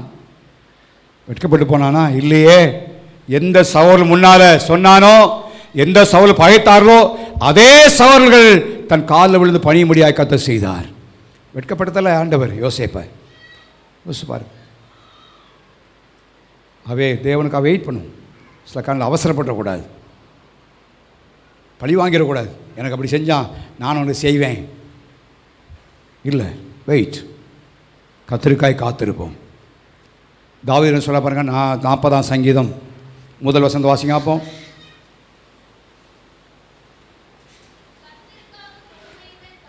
கர்த்தருக்காக பொறுமையுடன் காத்திருந்தேன். அப்போ என்ன செய்தார்? கேட்டார். பொறுமையாக அந்த தாவீதுடைய வாழ்க்கையில் நம்ம பார்க்கிறோம். ஆண்டவர் கர்த்தர் வெட்கப்படுத்தலை. சொந்த குமாரனாய் அப்சலோம் முன்னால் வெட்கப்படுத்தலை. ராஜாவாய சவுல் முன்னால் கர்த்தர் வெட்கப்படுத்தலை. தலைநிமிர்ந்து நடக்க முடியாது செய்தார். காரணம், பொறுமையோடு காத்திருந்தார். சவுலை கொள்வதற்கான வாய்ப்புகளை கர்த்தர் கொடுத்தார். சவுலை தாவீதின் கையில் ஒப்பு கொடுத்தார். பொறுமையாக காத்திருக்கிறான். கர்த்தர் ஒரு நாள் தாவீதை தலை நிமிர்ந்திருக்கும்படியாக செய்தார். அவை எனக்கு அன்பான பிள்ளைகளே, நான் சொன்ன அந்த 7 வசனங்களும் நம்முடைய வாழ்க்கையிலே, சூழல் மத்தியிலே, மனிதர்கள் மத்தியிலே, சொந்தக்கார மத்தியிலே, வேலை ஸ்தலத்தில் வெட்கப்படாதபடி நிற்பதற்கான காரணங்களை சொல்லுகிறது. நாம் எப்படி இருக்க வேண்டும் என்று சொல்லுகிறது. முடிவாய் மிக முக்கியமான ஒரு வார்த்தையை நான் சொல்லி, ஒருவேளை இதில் வெட்கப்பட்டு போனால் கூட பிரச்சனை இல்லை. ஆனால் ஆண்டவர் வெட்கப்படுத்த விடமாட்டார், வெட்கப்படுத்துறதில்லை. ஆனால் வெட்கப்படும்படியான சூழ்நிலை வந்தாலும் இன்னொரு காரியத்தில் வெட்கப்படாதபடி நாம் காணப்பட மிக கவனமாக இருக்க வேண்டும். வாசியுங்கள் 1 யோவான் நிருபம் 2ஆம் அதிகாரம் 28ஆம் வசனம். இப்படி இருக்க பிள்ளைகளே, இயேசு கிறிஸ்து வெளிப்படும் பொழுது நாம் அவருடைய வருகையில் அவருக்கு முன்பாக வெட்கப்பட்டு போகாமல் தைரியமுள்ளவர்களாக இருக்கும்படிக்கு. அப்ப ஒரு நாளில் ஒரு கூட்ட ஜனம் அவருக்கு முன்னால் என்ன செய்ய போகிறாங்க? சத்தமாக சொல்லுங்க. வெட்கப்பட்டு போகிறார்கள். இந்த வேதத்தில் பல நேரங்களை எச்சரிக்கிற ஒரு வசனம் இருக்கிறது. ஊழியம் செய்கிற எனக்கு எச்சரிப்பு உருவாகும்படியாய் மத்தேயு 7ஆம் அதிகாரத்தில் அந்நாளில் அநேகர் வந்து என்று எழுதப்படுகிறது. கொஞ்சம் பேர் இல்லை, எத்தனை பேர்? அநேகர் வந்து உமது நாமத்தினாலே தீர்க்கதரிசனம் உரைத்தோம், உமது நாமத்தினாலே அற்புதம் செய்தோம், உமது நாமத்தினாலே பிசாசை துரத்துவோம் என்பார்கள். ஆண்டவர் ஒரே ஒத்துவாது சொல்றாரு, அக்கிரம செய்யக்காரரே என்ன விட என்ன செய்யுங்க? வெட்கப்படுத்தப்பட்ட நிலைமை. அநேக ஊழியர்கள் என்று சொல்லுகிற நிலைமையிலே தேவனுக்கு முன்பாக வெட்கப்பட போகிறார்கள். அந்த ஊழியர் கூட்டத்தில் பேசும்பொழுது சில நேரங்களில் இந்த வசனத்தை சொன்ன தைரியமாக சொல்வது உண்டு. ஊழியம் செய்வதனாலே பரலோகத்தில் போவதற்கு ஆண்டவர் எந்த கிரெடிட்டும் கொடுக்கல, எந்த ஒரு டிக்கெட் அனுமதிக்கலை. ஊழியர்கள் நடக்கலாம். ஊழியர் என்ற பொருள் இன்றைக்கி உலகத்தில் நடக்கிற காரியத்தெல்லாம் பார்த்தா மிக பரிதாப நிலைமைகள். அந்த ஒரு பயம் என்னை ஆட்கொண்டிருக்கிறது. இந்த வசனத்தை வாசிக்கும் பொழுது, ஆண்டவரே, யாருக்கு தெரியுதோ தெரியலையோ உமக்கு தெரியும் ஆண்டவரே. நல்லா கவனிங்களேன். அற்புதம் செஞ்சாங்க, அது செஞ்சாங்க, எல்லாருக்கும் தெரியும். வால் போஸ்ட் மூலமாக, யூடியூப் மூலமாக, வாட்ஸ்அப் மூலமாக எல்லாருக்கும் பிரபல்யம், எல்லாருக்கும் தெரியும். ஆனால் ஆண்டவர் சொல்லாரு, உடனே எனக்கு என்ன செய்யாதப்பா. நான் சொல்லுவேன், ஆண்டவரே, இந்த உலகத்தில் யாருக்குமே தெரியாட்டா கூட பரவாயில்ல, யாருக்கு தெரியணும். சில நேரம் மீட்டிங் நோட்டீஸ் போடுங்க, உங்கள் படம் போடுங்க, உங்கள் படத்தை அனுப்புங்க, பேரை சொல்லுங்கள். நான் சொன்னேன், என் படத்தை போட்டு யாருக்கு என்ன தெரிய போகுது? நான் வர வேண்டியது கர்த்தருடைய வசனத்தை தான் நான் சொல்லணும். எதுக்கு நீங்கள் படம் போட முடியும் அவசியமே இல்லையே. இன்றைக்கி அது ஒரு பிரபலியம் ஆயிடுச்சு, பெரிய ஃப்ளக்ஸில் படத்தை போட்டு. எனக்கு எச்சரிப்பு வார்த்தை தான், எல்லாருக்கும் தெரியுது, உலகமெல்லாம் தெரியும். ஆனால் ஆண்டவர் கடைசியில் எனக்கு தெரியாதுன்னு சொல்லிட்டாருன்னா எவ்வளோ வெட்கத்தனமானவர் நம்ம. அது நோ ரெமெடி அட் ஆல், அது பிற பரிகாரமே இல்லை. ஆண்டவர் சொல்லாரு, அவருடைய வருகையில் அவருக்கு முன்னால் நானும் நீங்களும் என்ன செய்யக்கூடாது? சத்தமாக சொல்லுங்கள், வெட்கப்பட. அதுக்கு நம்முடைய பங்கு. மற்றெல்லாம் ஆண்டவர் வெட்கப்படுத்தாடி காக்கிறாரு. இதில் நம்ம வெட்கப்பட்டு போகாமல் இருக்கணும்னா அவரில் என்ன செய்யணும்? தொடர்ந்து அவரை பற்றிக்கொள்ளணும், தொடர்ந்து வேத வாசிக்கணும், தொடர்ந்து ஜெபிக்கணும், தொடர்ந்து கர்த்தருடைய வழியில் நடக்கணும். அப்படி நடப்போமாண்ணா இயேசு வரும்பொழுது தைரியமாக சொல்லலாம், ஆமேன், கர்த்தரா இயேசு கிறிஸ்து என்ன செய்யும்? தைரியமாக இருப்போம். இயேசு இன்னைக்கு வரான்னு வச்சுக்கொள்ளுங்களேன். செட்டில் பண்ண வேண்டிய காரியத்தில் செட்டில் பண்ணிட்டீங்களா? கொடுக்க வேண்டியது கொடுத்துட்டீங்களா? உள்ளத்துக்கிற கசப்பை எடுத்துட்டீங்களா? மன்னிச்சிட்டிங்களா? திருப்பி தர வேண்டிய காரியத்தை திருப்பி கொடுத்துட்டீங்களா? எல்லாம் செட்ரைட் இருந்தால், செட்ரைட் பண்ணியிருந்தோம்னா தைரியமாக இருப்போம், தைரியமாக இருப்போம். அப்படி இல்லைன்னா கொஸ்டின். ஒரு தேவமனசில் கேட்ட, ஒரு விசுவாசத்தில் கேட்ட ஒரு கேள்வியை சொல்லி நான் முடிக்க விரும்புகிறேன். ஒரு நாளில் ஒரு கேள்வி கேட்கப்பட்டது. நம்ம எல்லோரும் மறிக்க போகிறோம். அவர்கிட்ட கேட்டாங்க, இன்றைக்கி ராத்திரி நீங்கள் படுக்கைக்கு போகிறீங்க, இன்றைக்கி ராத்திரி உங்கள் உயிர் உங்களை விட்டு பிரிய போகணும்னு வைத்துக் கொள்ளுங்கள், என்ன செய்வீர்கள் என்று கேட்டாங்க.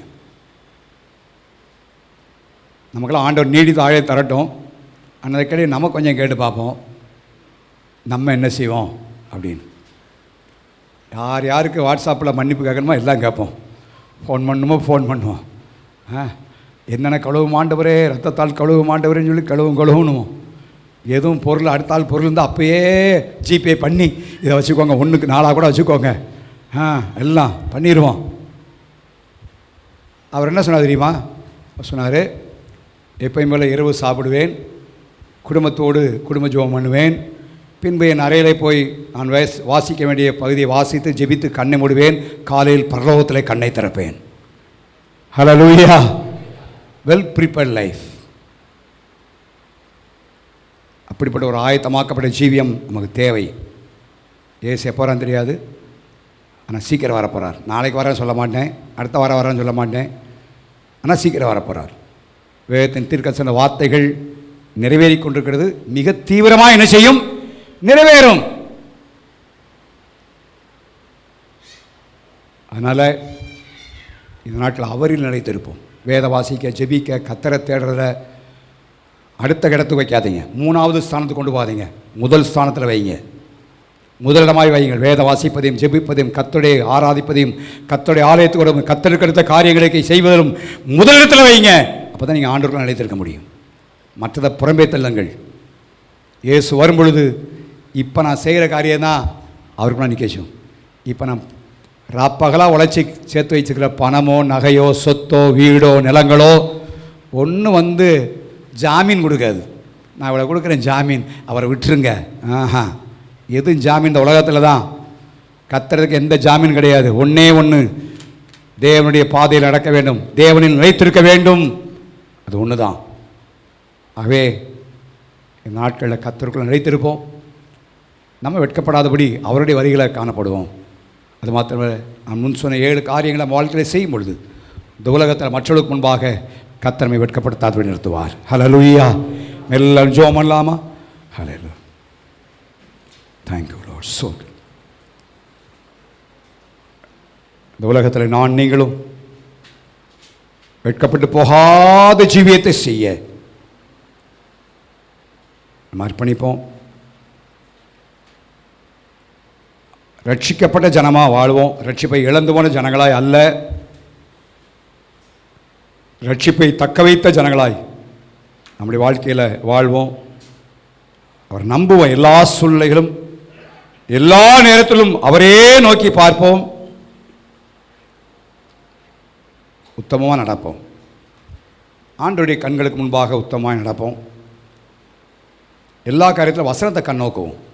ஆண்டவருடைய வசனம் என்ன சொல்லுது, இதை குறித்து கர்த்தருடைய வார்த்தை என்ன உரைக்குது, அதை பார்ப்போம். அதனுடைய ஆலோசனை கேட்போம். கர்த்தரை விசுவாசிப்போம். கர்த்தருக்காய் காத்திருப்போம். வாழ்க்கையில் ஆண்டவர் வெட்கப்பட்டு போட மாட்டார். சூழ்நிலை மாறலாம், மனிதர்கள் மாறலாம், கடினமான கைவிடப்பட்டது போல நிலைமை வரலாம். ஆனால் கர்த்தர் உறுதியாக இந்த காரியங்களை செய்யும் பொழுது ஆண்டவர் தலை நிமிர்ந்திருக்க செய்வாரே தவிர நம்மை தலைவனை விட மாட்டார். எல்லாத்துக்கும் மேலே இயேசுவால் வரப்போகிறார். அவருக்கு முன்பாக நாம் வெட்கப்பட்டு போகாமல் இருக்கணும்னு சொன்னால் இன்றைக்கி அவருக்கு நினைத்திருப்போம். இப்போ ஆவிக்குரிய காரியத்துக்கு முக்கியத்துவத்தை கொடுப்போம். அது மூன்றாவதாக தள்ளாதீங்க. புறக்கணித்து தள்ள வேண்டாம். கர்த்தருடைய காத்து முக்கியத்துவம் கொடுங்க. அது முதன்மையாய் மாறட்டும். எவ்வளோ சொத்துக்கள் இருந்தாலும் என்ன வந்தாலும் இயேசுவினால் உங்களை தெரியாதுன்னு சொல்லிட்டாருன்னா எப்படி யோசிப்பார். நான் இவ்வளோ பிரயாசப்பட்டு உங்களை பிரசன்ட் ஆயத்தம் பண்ணி பல ஊர்களுக்கு ஓடி பல மிஷினரி ஸ்தலங்களை போய் கஷ்டப்பட்டு சுவிசேஷம் அறிவித்தும் ஆண்டவனை தெரியாதுன்னு சொன்னார்னா எவ்வளோ பரிதாபமான நிலைமை. அது முடியும், அது நடக்க போகுது. அதுதான் அந்த நாட்களமா அவருக்குள்ள நிலைத்திருப்போம். அப்பொழுது அவர் வரும்பொழுது ஆமேன் கர்த்தராகிய இயேசு கிறிஸ்துவே வாருங்கள் சந்தோஷத்தோடு அழைக்கூடியவர்கள் உண்டாகும். சொந்த கால்வழியிலே இப்படி அனுபவங்களை நம்முடைய வாழ்க்கை அனுபவமாய் மாற்றிக்கொள்ள நம்பிக்கை இருக்க, உத்தமாய் ஜீவிக்க, காத்திருக்க, விசுவாசமாக இருக்க கர்த்ததாமே கிருபை தரும்படியாக நம்ம எல்லாரும் ஜெபம் பண்ணுவோமா? Oh, hallelujah, hallelujah, hallelujah, hallelujah, hallelujah. கர்த்தாவே உமக்கு ஸ்தோத்திரம் ஆண்டவரே, உம்மை துதிக்கிறோம் ஐயா. ஹல்லேலூயா, ஹல்லேலூயா. ஒரு ரபாலா காத்த எல்லாரும் ஜெபம் பண்ண ஆண்டவரே, நல்ல ஒரு தீர்மானத்தோடு ஜெபம் பண்ணுவோம். ஹல்லேலூயா. ஆண்டவரே எங்களை வெட்கப்பட்டு போக மாட்டீர். ஆண்டவரே ஒரு நாள் நாங்களும் உம்முடைய சமூகத்தில் வெட்கப்பட்டு போகக்கூடாதப்பா. இந்நாட்டிலே உம்முடைய காரியங்களை உறுதியாய் பற்றி கொண்டிருக்க உதவி செய்யுமாப்பா. ஹல்லேலூயா, ஹல்லேலூயா, ஹல்லேலூயா. அத்திமரம் தொழிற் விடாமல் ஆட்டு மந்தை முதலற்றாலும் அத்திமரம் தொழிற் விடாமல் ஆட்டு மந்தை முதலற்றாலும் கர்த்தருக்கு காத்திருப்போர் வெட்கப்பட்டு போவதில்லை. கர்த்தருக்கு காத்திருப்போர் வெட்கப்பட்டு போவதில்லை. நம்புவேன் இயேசுவை. எல்லா சொல்ல ஏசாவை பார்த்து இயேசுவை நம்புவேன், இயேசுவை நம்புவேன், இயேசுவை காக்கும் கரங்கள் உன்னனக்கு காத்திடுவார் கிருபையாலே. காக்கும் கரங்கள் உன்னனக்கு காத்திடுவார் கிருபையாலே. அல்லேலூயா பாடி பாடி அலைகளை நான் தாண்டிடுவேன். அல்லேலூயா பாடி பாடி அலைகளை நான் தாண்டிடுவேன். நம்புவேன் இயேசுவை நம்புவேன், இயேசுவை நம்புவேன், இயேசுவை நம்புவேன். ஆண்டவர் மேலேயே நம்பிக்கையாக இருப்போம். கர்த்தர் எந்த சூழ்நிலையிலும் யார் முன்பாகவும் வெட்கப்படுத்தாதபடி நம்மை தலை நிமிர்ந்து கொள்கிறார். என் பரலோகத்தின் பிதாவே, அருமையான நாளுக்காய் ஸ்தோத்திரம். 34ஆம் சங்கீதத்தின் 5ஆம் வசனத்தின் பின்பகுதியை இதனாலே தியானிக்கும்படியாய் நீங்கள் பாராட்டின கிருபைக்காய் ஸ்தோத்திரம். நம் மனுஷரை நம்பி பல காரியத்தை நம்பி ஏமாந்து வெட்கப்பட்டு போயிருக்க ஆண்டவரே. ஆனால் இந்த நாளில் நான் வெட்கப்பட்டு போகாது இருக்க உங்களுடைய ஜனம் என்ற இடத்துல நான் ரட்சிப்பை பாதுகாத்து நடக்க எங்களுக்கு உதவி செய்யும். உண்மையே நோக்கி பார்க்க, உத்தமமாய் ஜீவிக்க, வேத வசனங்களையே நாங்கள் கண்ணோக்கி பார்க்க, உமக்கு நாங்கள் காத்திருக்க எங்களுக்கு அனுகிரகம் பாராட்டு ஆண்டவரே.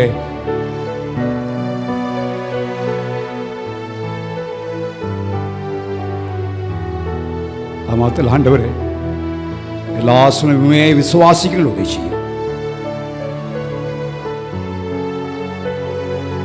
ஆண்டவரே, நீர் வரப்போகிற நாட்களில் வாழ்ந்து கொண்டிருக்கிறோம். தீர்க்கதரிசன வார்த்தைகள் நிறைவேறி கொண்டிருக்கிற காலங்கள் ஆண்டவரே. இந்த உலகத்தில் நீ வரப்போகிறீர் அப்பா. ஒரு ஜனங்களை மீட்டுக் கொள்ள முடியாது வரப்போகிறீர். அந்த வருகையில நாங்கள் வெட்கப்பட்டு போகக்கூடாதப்பா. ஏராளமான ஜனங்கள் வெட்கப்பட்டு போகிறாங்க ஆண்டவரே. ஊழியர்கள் வெட்கப்பட்டு போறாங்க ஆண்டவரே.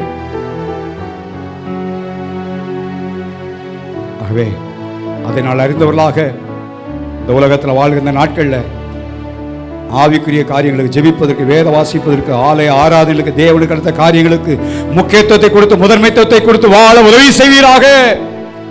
அது ஒண்ணுதான். மற்ற என்ன செஞ்சாலும் எங்களுக்கு அது பிரயோஜனம் இல்லாமல் போயிடும் ஆண்டவரே.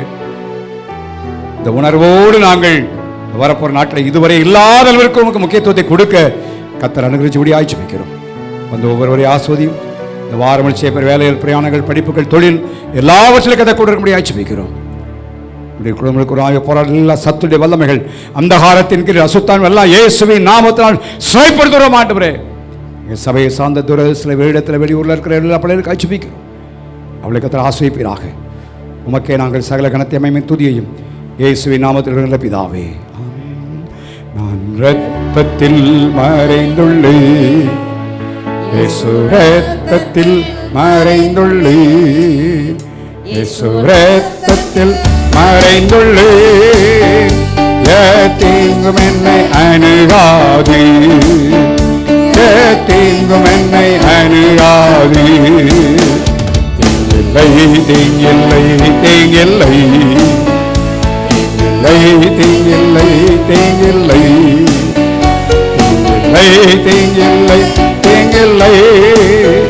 சாத்தான் தீமை செய்ய முடியாது, தீங்கும் என்னை அணுகாது.